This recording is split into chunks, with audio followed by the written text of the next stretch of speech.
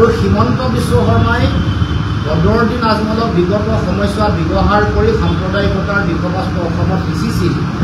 কিন্তু যোৱা লোকসভাৰ পিছৰ পৰা বদৰুদ্দিন নাজমল কামত নিদিয়া হৈছে। বদৰুদ্দিন নাজমলক অসমৰ ৰাইজে বিজেপিৰ এজেণ্ট, বিজেপিৰ বি টিম বুলি গম পোৱাৰ পাছত এতিয়া অসমৰ মুখ্যমন্ত্ৰীয়ে বাহিৰৰ পৰা সাম্প্ৰদায়িকতাৰ এজেণ্টক আমদানি কৰিছে।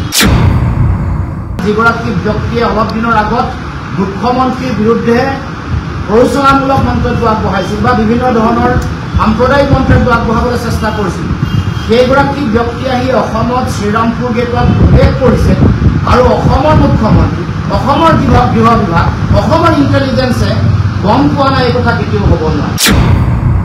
এতিয়া এই কথাটো যেতিয়া এক্সপ'জ হ'ল, মুখ্যমন্ত্ৰীৰ স্তাৱক বাহিনী, তথাকথিত মুখ্যমন্ত্ৰী যিসকলে মানে তেওঁক বেক কৰে, তেওঁক প্ৰটেকশ্যন দিবৰ কাৰণে উঠি পৰি লাগিছে, কিছু কিছু সংবাদ গোষ্ঠীও এই কথাটোক তেওঁলোকে এটা বেলেগ দৃষ্টিভংগী দিবলৈ উঠি পৰি লাগিছে। আপোনালোকে সকলোৱে জানে যে যোৱাকালি অসমলৈ মেহমুদ মাদানী আহিছিলে আৰু কালি অসমত প্ৰৱেশৰ পিছত প্ৰায় 12-14 ঘণ্টা হোৱাৰ পাছতো এই বিষয়টো বা মাদানীৰ আগমন অসমৰ ৰাইজে গম পোৱা নাছিলে আৰু অসমৰ অতি শক্তিশালী মুখ্যমন্ত্ৰীও গম পোৱা নাছিলে নিশা 9:30 বজালৈ। আৰু আমি আগৰ পৰাই মেহমুদ মাদানী বা ছৈয়দা হামিদ এইসকলৰ সাম্প্ৰদায়িক এজেণ্ডাৰ কথা কৈ আহিছিলোঁ আৰু হিমন্ত বিশ্ব শৰ্মাই বদৰুদ্দিন নাজমলক বিগত সময়ছোৱাত ব্যৱহাৰ কৰি সাম্প্ৰদায়িকতাৰ বিষবাস্ত অসমত সিঁচিছিল। কিন্তু যোৱা লোকসভাৰ পিছৰ পৰা বদৰুদ্দিন নাজমল কামত নিদিয়া হৈছে। বদৰুদ্দিন নাজমলক অসমৰ ৰাইজে বিজেপিৰ এজেণ্ট, বিজেপিৰ বি টিম বুলি গম পোৱাৰ পাছত এতিয়া অসমৰ মুখ্যমন্ত্ৰীয়ে বাহিৰৰ পৰা সাম্প্ৰদায়িকতাৰ এজেণ্টক আমদানি কৰিছে। আমি কৈছোঁ, আমাৰ দলে কৈছোঁ, এই সাম্প্ৰদায়িকতাৰ এজেণ্টসকলক অসমৰ মুখ্যমন্ত্ৰীয়ে আউটচোৰ্চিং কৰাত লাগি গৈছে। যোৱাকালি মেহমুদ মাদানী অসমত প্ৰৱেশ কৰিছে কোনফালে আপোনালোকে জানে, যে শ্ৰীৰামপুৰৰ গেটেৰে। এনেই গোৱালপাৰালৈ যাবলৈ হ'লে গুৱাহাটী বৰঝাৰ বিমানবন্দৰৰ পৰা 125 কিলোমিটাৰ, 2 ঘণ্টা সময় লাগে। বাগডোগৰা এয়াৰপৰ্টত অৱতৰণ কৰাৰ পাছত বাগডোগৰাৰ পৰা গোৱালপাৰা পাবলৈ 350 কিলোমিটাৰ আৰু 7 ঘণ্টা লাগে। আৰু আপোনালোকে জানি আচৰিত হ'ব যে শ্ৰীৰামপুৰ গেটত সোমোৱাৰ পিছৰ পৰাই নিৰাপত্তাৰক্ষীয়ে এস্কৰ্ট দি আনি গোৱালপাৰা পোৱাইছিল।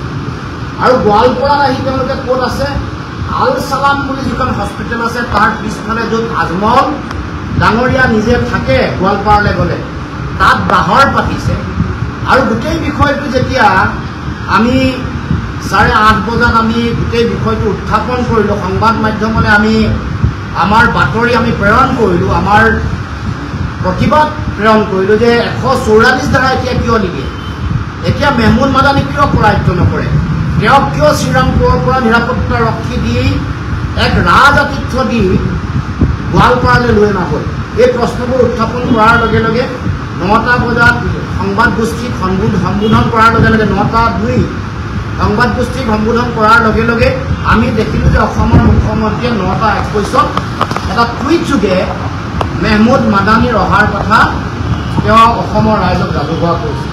9:30 বজাত তেওঁ ছ'চিয়েল মিডিয়া ফেচবুকলৈ গৈ তেওঁ সতৰ্ক দৃষ্টি ৰাখিবৰ কাৰণে নিৰাপত্তাৰক্ষীসকলক নিৰ্দেশনা দিয়া কথা ক'লে। মোৰ এতিয়া কথা হ'ল যে অসমত ইমান দুৰ্গম এটা ডাঙৰ বিভাগ আছে, জামাত জমিয়ত উলেমায়ে হিন্দ, এই এটা অনুষ্ঠান যিগৰাকী ব্যক্তিয়ে অলপ দিনৰ আগত মুখ্যমন্ত্ৰীৰ বিৰুদ্ধে প্ৰৰোচনামূলক মন্তব্য আগবঢ়াইছিল বা বিভিন্ন ধৰণৰ সাম্প্ৰদায়িক মন্তব্য আগবঢ়াবলৈ চেষ্টা কৰিছিল, সেইগৰাকী ব্যক্তি আহি অসমত শ্ৰীৰামপুৰ গেটত প্ৰৱেশ কৰিছে আৰু অসমৰ মুখ্যমন্ত্ৰী, অসমৰ গৃহ বিভাগ, অসমৰ ইণ্টেলিজেন্সে গম পোৱা নাই, এই কথা কেতিয়াও হ'ব নোৱাৰে। সেইকাৰণে আমি আগতেই মেহমুদ মাদানীৰ লগত দীঘলীয়া বিজেপিৰ যিটো সম্পৰ্ক, ৰাষ্ট্ৰীয় লোকদলৰ পৰা কেনেকৈ তেওঁ ৰাজ্যসভাৰ সাংসদ হৈছিলে, গুজৰাটৰ ভুজত হোৱা ভূমিকম্পত কেনেকৈ 4 লাখতকৈ বেছি ঘৰৰ ধ্বংসস্তূপত পৰিণত হোৱা ঘৰৰ ঠিকাটো কোনে পাইছিলে আৰু সমগ্ৰ ভাৰতবৰ্ষত চৰ্চা আছিলে এই সাম্প্ৰদায়িক সংঘৰ্ষৰ মূলতে মেহমুদ মাদানীৰ দৰে ব্যক্তিও জড়িত হৈ আছে। এই কথা বতৰাবোৰ যেতিয়া আমি কৈছিলোঁ তেতিয়াই এই কথা ৰাইজে গম পাইছিলে যে বিজেপিৰ লগত মেহমুদ মাদানীৰ সম্পৰ্ক আছে। হিমন্ত বিশ্ব শৰ্মাই বদৰুদ্দিন আজমলক ব্যৱহাৰ কৰি মেহমুদ মাদানীক আমদানি কৰি অসমত সাম্প্ৰদায়িকতাৰ তৃতীয় এটেম্প থাৰ্ড এটেম্প এটা কৰিব খুজিছে। আগৰ দুটা এটেম্পত মেহমুদ মাদানীৰ বক্তব্যৰ যোগেদি কৰিব খুজিছিল, নোৱাৰিলে। ছেকেণ্ড এটেম্প ছৈয়দা হামিদৰ কথা বতৰাৰ পিছত অসমতো ক'লে, দিল্লীতো ক'লে, ছেকেণ্ড এটেম্পতো নোৱাৰিলে। ৰাইজে সকলোৱে এটা যুক্তিৰে এটা বিজ্ঞানসন্মত আৰু গণতান্ত্ৰিক দৃষ্টিভংগীৰে গোটেই কথাটোৰ আঁকি গুৰিকো তেওঁ বিশ্লেষণ কৰাৰ ফলত কোনো ধৰণৰ কথা পৰিৱেশ সৃষ্টি নহ'ল, সাম্প্ৰদায়িক পৰিৱেশ সৃষ্টি নহ'ল। এতিয়াও যোৱাকালি মেহমুদ মাদানীয়ে এই গোটেই ঘটনাবোৰ যেতিয়া দেখিলে, যোৱাকালি য'ত আছিলে মানে যিখন চিকিৎসালয়ৰ পিছফালে আজমল চাহাবৰ আতিথ্য, সেইখনৰ পৰা নিশাই তেওঁ ওলাই আহিছে। এনেই গুৱাহাটীৰ য'ত সংবাদমেল আয়োজন কৰিছে তালৈ 2 ঘণ্টা সময় লাগে। এয়াৰপৰ্টৰ কাষতে 10 বজাত সংবাদমেল, 7 বজাত আহিলেও 9 বজাত পায়, কিন্তু নিশা 3 বজাতে ওলাই আহিছে যাতে এই বিষয়টোত যাতে জনৰোষৰ বলি নহয়, সাম্প্ৰদায়িকতাৰ পৰিৱেশৰ বিৰোধিতা কৰিলে যাতে তেওঁলোকে বিৰোধিতাৰ সন্মুখীন হয়।